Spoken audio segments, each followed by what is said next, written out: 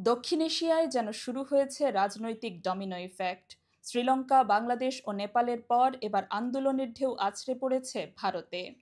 বিশেষ করে বিহারে চাকরি প্রত্যাশী তরুণদের বিক্ষোভ এখন রাজনীতিতে নতুন সমীকরণ তৈরি করছে। মঙ্গলবার সকাল থেকে প্রায় ৩,০০০ শিক্ষানবিশ পাটনা কলেজ প্রাঙ্গণে জড়ো হয়ে মুখ্যমন্ত্রী নীতীশ কুমারের বাসভবনের দিকে মিছিল করেন।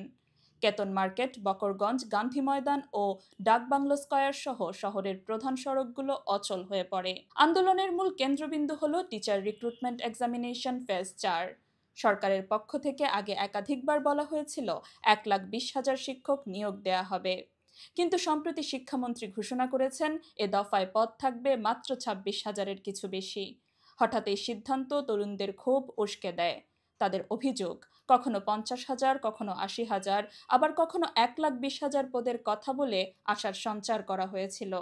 অথচ ডমিসাইল নীতি কার্যকর হওয়ার পর পদ কমিয়ে আনা হয়েছে ২৭,০০০-এর নিচে, যা সরাসরি বিশ্বাসঘাতকতার শামিল।